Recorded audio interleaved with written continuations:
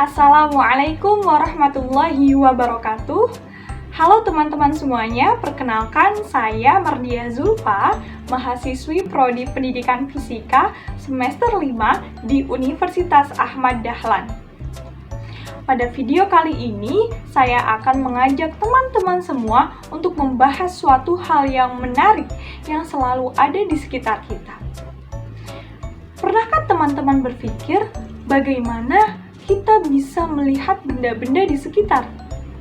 Ya, selain karena alhamdulillah kita dianugerahi oleh Allah Subhanahu wa Ta'ala mata yang dapat berfungsi dengan baik, kita bisa melihat benda-benda di sekitar kita karena adanya, betul sekali, cahaya. Coba bayangkan jika teman-teman berada di dalam suatu ruangan yang sangat gelap, padahal mata teman-teman berfungsi dengan baik. Tapi kenapa tidak bisa melihat sesuatu? Ya, karena memang tidak ada cahaya. Oleh karena itu, kita bisa melihat benda-benda di sekitar kita karena cahaya. Nah, sekarang kita akan membahas 5 sifat-sifat utama dari cahaya. Yang pertama, cahaya dapat merambat lurus. Cahaya dapat merambat lurus karena sifatnya sebagai gelombang elektromagnetik yang merambat dalam medium yang homogen atau seragam. Dalam medium ini, semua bagian cahaya memiliki kecepatan dan arah yang konstan, sehingga tidak mengalami perubahan yang menyebabkan jalurnya tetap lurus. Ini bisa dibuktikan dengan mudah, teman-teman. Teman-teman bisa menyalakan senter di ruangan yang gelap. Senter akan mengeluarkan cahaya yang akan membentuk berkas lurus.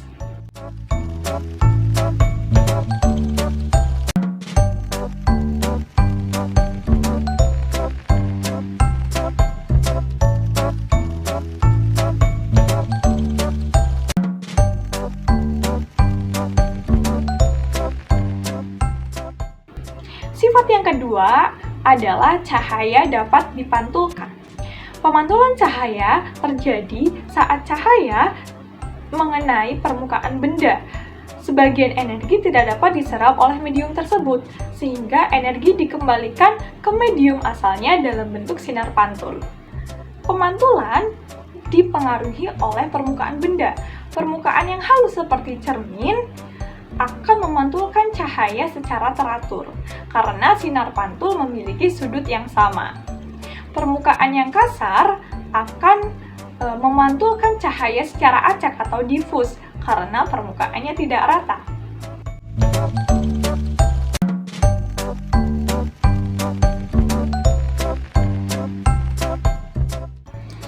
Sifat yang selanjutnya adalah cahaya dapat dibiaskan.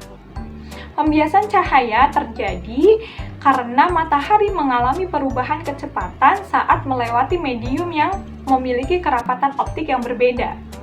Hal ini akan tampak cahaya seperti berbelok. Fenomena ini dapat dijelaskan oleh hukum Snellius bahwa sudut datang dan sudut bias berhubungan dengan indeks bias kedua medium. Pernahkah teman-teman melihat jika sebuah pensil diletakkan dalam gelas berisi air, pensil tersebut terlihat seperti patah? Nah, itu merupakan fenomena pembiasan.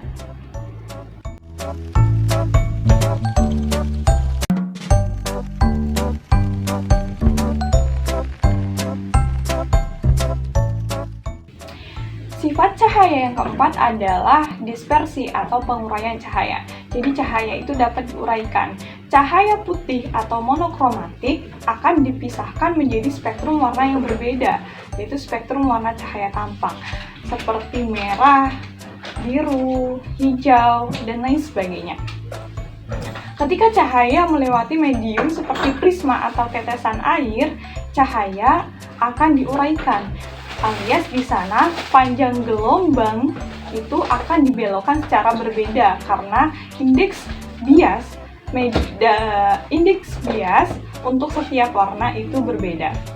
Contohnya adalah seperti kita melihat pelangi ketika turun hujan. Nah, di sana cahaya matahari melewati tetesan air hujan, kemudian akan diuraikan menjadi warna-warna pelangi. Nah, sifat terakhir yang akan kita bahas adalah cahaya dapat menembus benda yang transparan.